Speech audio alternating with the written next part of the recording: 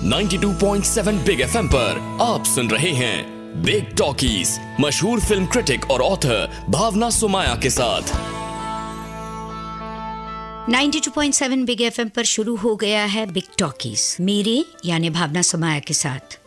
और हमारे आज के मेहमान है सनी देओल। सनी देओल की फिल्म आ रही है घायल वंस अगेन, जो फिल्म उन्होंने लिखी है, प्रोड्यूस की है, डायरेक्ट की है। सनी, सबसे पहले मैं आपको याद दिला दूं कि मैं आपको पहली बार कब मिली थी। जब 1981 में आपकी फिल्म बेताब रिलीज हो रही थी, तब मैं भी बडिंग जर्नलिस्ट थी। रऊफ अहमद ने आपके साथ और अमृता के साथ एक फोटो शूट किया था। तो आप सोचो कि बेताब जब आप खुद एक नए यंग हीरो थे, तब से मैंने आपका सफर देखा है। ऑफ लेट आजकल बिकॉज डिजिटल फॉर्मेट में वो फोटो मेरे पास कहीं से आई है जी, and it's a beautiful photo shoot. It had its own candidness about it which बहुत ही प्यारी थी। और कितना इनोसेंस होता तुम्हें। आई नो भी आजकल काफ़ी बहुत बदल गया है, बट क्या करें, उस बदला किसी ने बदलवाया है इसलिए बदल ना, नहीं तो ऐसा होना नहीं चाहिए था। इट इज़ जस्ट पैम्परिंग इतनी हमारी शुरू हो गई है।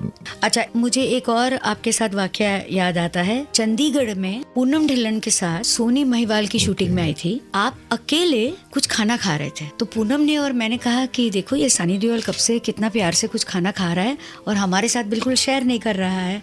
तो पूनम ने फिर आके आपसे पूछा कि why are you not sharing. तो बहुत शर्मा के आपने कहा कि नहीं, ये मेरी बहन ने केक बेक किया था, तो घर से लेकर आई और उन्होंने कहा कि केक बनाने जा रही थी मगर बिस्किट बन गया है, तो आप किसी को बताना मत कि ये मैंने बनाया है, इसलिए you are not sharing with us. So sweet. I know this memories are such old memories. जब सोचते हैं तो सडनली रियलाइज होता है वक्त कितना फास्ट निकल गया जी। It's just gone so fast. मगर आप ऐसे ही हो अभी तक। सनी, आपके चॉइस ऑफ रोल्स पर हमेशा सवाल उठे हैं। क्या इल्जाम है ये, और सनी को इस पर क्या कहना है? जब आप पीछे मुड़ के देखते हो तो क्या याद आता है आपको, आपके जो माइलस्टोन फिल्म्स है? I really don't know because शुरू से अभी भी मेरे को ऐसे ही लगता है कि अभी भी मैं कुछ कर रहा हूँ, करने जा रहा हूँ, कुछ पक्का हुआ नहीं है, करना है। बट ओवर द इयर्स इतनी सारी चीज़ें कर ली हैं, and the kind of applause I've been getting from my fans and my lovers who love my work, that it gives you a satisfaction. और फिर कभी कभी मैं YouTube पे अपनी पुरानी कोई पिक्चर देखता हूँ, लगता है हाँ यार बुरी नहीं थी, उस वक्त मैं क्यों ऐसे सोच रहा था। शुरू से ही मैं हमेशा अपना एक तरह का एक सिनेमा लेके चल रहा था और जो मैं यकीन करता था, that's what I did because उस वक्त पापा थे, अमित जी थे, they were the dominating factor of the cinema. Then I came in with the kind of cinema I believed, like बेताब, अर्जुन, यतीम, डकैत and all these films. एक बार आप पर जो इल्जाम आता है कि Sunny Deol does one kind of role and one kind of acting, इसके बावजूद आपके करियर में जो बहुत सारे एक्टर्स को नहीं मिला है, 2 नेशनल अवार्ड्स हैं। देखिए, इल्जाम तो मुझे समझ में नहीं आता क्यों बोलते हैं इल्जाम है। हाँ, मेरे कैरेक्टर्स हमेशा रहते हैं जो पॉजिटिव रहते हैं, जो लड़ते हैं। तो कभी मैंने ऐसा कैरेक्टर नहीं प्ले किया जहाँ पर वो ब्रोकन डाउन हो गया होगा, कुछ कर नहीं पाएगा। And besides that I think all the actors basically are very type casted. And to be a successful star, you have to be typecast. So you don't have to be. My dad has done so many variety of films. Yeah. So there we have got an example. Again, Dad was fortunate enough because that time the directors were of that genre.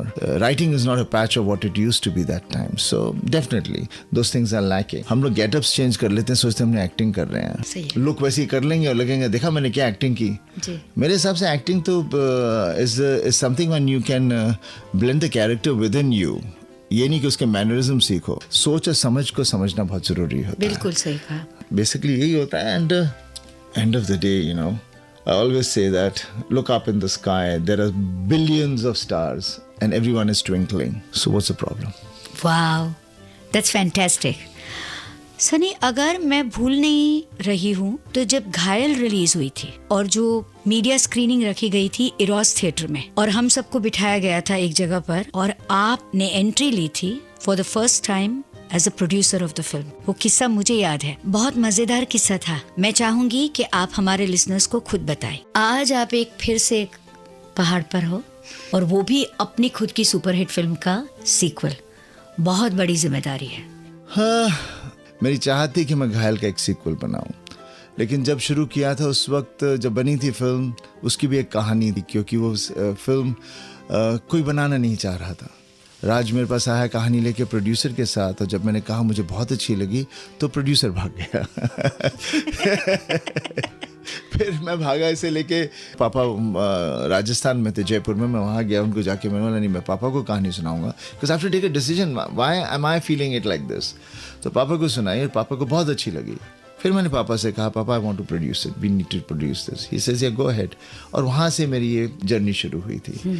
और जब बना भी रहा था film, उस वक्त भी फिर बाद में बहुत लफड़े हुए, क्योंकि जो भी देखता था अरे इसमें ये नहीं है, इसमें वो नहीं है, इसमें कॉमेडी भी डालो, इसमें थोड़ा रोमांस ऐसा होना चाहिए, थोड़ी ये चीज़ें होनी चाहिए, थोड़ा रिलीफ होना चाहिए। इतना मुझे उन लोगों ने तंग कर दिया था, राजा और हम मुझे, कि एंड में मैंने थक कर आके ये कह दिया कि लिसन, ये हम लोगों ने पंगा लिया है, मुझे मेरी पिक्चर ख़त्म करके लगाने दो, नहीं चली तो मुझे पता चल जाएगा कि मेरी सोच गलत है, मैं इसके बाद कभी नहीं बनाऊंगा। बिल्कुल सही।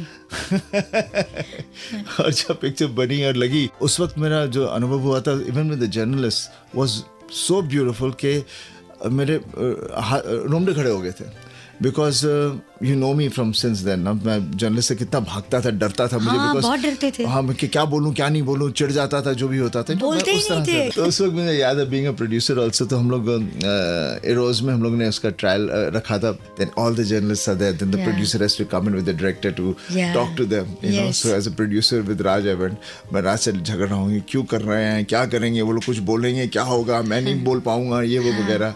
पर जैसे मैंने अंदर कदम रखा, all of them stood up and started clapping. मुझे याद है, right, and after that I was so humbled कि मेरे को समझ में नहीं आया मैं यहाँ देखूँ वो देखूँ, बिकॉज पूरा जो दिमाग के अंदर एक मैं डर लेकर गया था वो ऐसे खत्म हो गया कि मैं बस हंसता ही रहा। I had just a stupid giggle on my face. तो घायल ने मेरे साथ वैसा किया। देन उसी वक्त फिर मैंने सोचा, राज से बोला let's make part 2 of it, but he didn't want to do it. और उसके बाद मैंने बहुत कोशिश की कई बार इसे बनाने की, लेकिन 25 साल हो गए।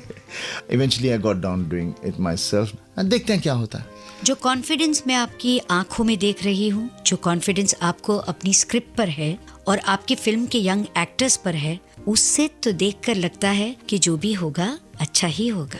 कहीं जाइएगा नहीं, सनी देओल हमारे साथ है और साथ ही में उनके साथ जुड़ेंगे फिल्म के एक यंग हीरो शिवम पाटिल। सनी, घायल से घायल वंस अगेन कितनी अलग है और कितनी सिमिलर है? I've taken a battle again, I've taken a journey again, जहाँ मैंने हर चीज़ उसी हिसाब से सोची है, and I wanted my film to be very relevant to today, आज की सोसाइटी। तो फिर my experience of life and जो मैं देखता हूँ यहाँ वहाँ जो भी है, तो सब समझ के मैंने फिर अपनी पूरी पिक्चर लिखी है और उसे बनाया भी उसी ढंग से है, and it relates to the youngsters. So my film has got basically families of different genres and the children of 16 and 17, and then Ajay Mehra is definitely a character जो उस वक्त था और अभी after 25 years he's in his late 40s. Then I've always wanted, Satyakam was something which has always been very close to me. So then I said let me be an editor of a paper and start the whole thing over there, which will be there in the film, which is known as Satyakam. And और ये बच्चे कहाँ मिल गए आपको? मैंने सबकी auditions ली थी। मैं ढूंढ रहा था चारों तरफ, बिकॉज मुझे बच्चे चाहिए थे जो मैं देखता हूँ एक्चुअली यहाँ वहाँ जो होते हैं, जो फैमिलीज के साथ हैं। ये 4 बच्चों में से एक लड़का जिसका नाम शिवम है, वो मेरी बिल्डिंग में रहता है, मेरी दोस्त का बेटा है। शिवम को आप सबने पहले ज्वेलर्स की एड में देखा था। अमिताभ बच्चन के साथ उन्होंने ये छोटी सी एड की है, जिसके लिए उनको बहुत सारे कॉम्प्लीमेंट्स मिले और अब वो घायल वंस अगेन में नजर आएंगे। तो शिवम, कैसा लग रहा है? बहुत अच्छा लग रहा है। तो to finally be sitting here और यू नो आपके साथ इंटरव्यू कर रहा हूँ, it's a big thing for me. जब ये फिल्म आपने साइन की, यस, आपको लगा था पक्का जब पहली बार मिले थे सनी से कि ये फिल्म आपको मिल जाएगी? शायद मुझे थोड़ा बहुत आइडिया तभी समझ गया था कि I think they about to offer me the film, जो मेरे लिए काफ़ी सरप्राइजिंग था क्योंकि मैंने सिर्फ एक ऑडिशन दिया था इसके लिए। देन ही सेड कि come I want to meet you Shivam, और मैं उनसे मिला और उन्होंने सीधा कैरेक्टर का नरेशन शुरू कर दिया। सो दैट्स व्हेन तब मुझे रियलाइज हुआ कि okay this is happening. Sunny, देखो आजकल के बच्चे कितना इनोसेंस है और साथ में समझदारी भी है, हम उनको ऐसे ही बाईपास नहीं कर सकते। That's why I picked up kids of that age only, और स्पेशली लड़कियां, और उनको मैंने मेकअप का इतना भी नहीं करने दिया। मतलब no, the beauty of you all is what you are, not what your the ugliness you all want to put on yourselves. जी, सनी इन 4 बच्चों के करियर की शुरुआत करने जा रहे हैं, मगर उनके घर में कोई और है जो अपने पापा की वेट कर रहा है। सनी देओल इस बच्चे की ओर कब देखेंगे, जानेंगे सनी देओल से खुद। 2 लड़के 2 लड़कियां फिल्म में हो, सनी देओल खुद भी है। यस। तो आपको लगता है कि ऑडियंस आपको नोटिस कर पाएगी? वेल, सनी देओल सर ने जैसी फिल्म बनाई है वो यूथ सेंट्रिक है और इनकी जो जर्नी है वो अनमिस्टेकेबल है। तो I think that credit goes to Sunny sir that he has made sure कि हमारी जो पोजीशन है फिल्म में वो बहुत क्लियरली दिखने वाली है और हम इस फिल्म को आगे ले जाते हैं। तो that's, I don't have a doubt about that. हाल ही में किस हीरो किसको आप आइडलाइज करते हो और उनके पद चिन्ह पे चलना चाहोगे? I am a big fan of Ranbir Kapoor. वो एक स्टार नहीं है सिर्फ, he is a genuinely talented actor जिन्होंने इतनी अमेजिंग परफॉर्मेंसेस दी हैं पिछले कुछ सालों में, such as in Tamasha. I loved him in Tamasha. So I don't idolize one person, but there are these few actors जो इंडस्ट्री में हैं जिनसे मैं बहुत कुछ सीखना चाहता हूँ। जैसे दूसरे कौन है? अमिताभ सर। इनके साथ सिर्फ रहकर ही मैं बहुत कुछ सीख लेता हूँ। So for me that's like the biggest thing. जिस तरह की आपकी चॉइसेस है वो नजर आता है कि बहुत स्पेशल है। Thank you. सनी, इसके बाद और कौन से सपने हैं आपके? सपने तो मेरे ढेर सारे हैं। फिलहाल तो मैं अपने बेटे को, इसके बाद my main thing is my son. I am waiting कि कितने साल का हो गया? अभी 24 का है। वाह, 24 का हो गया है। तो अभी 3rd generation of Deol family is ready?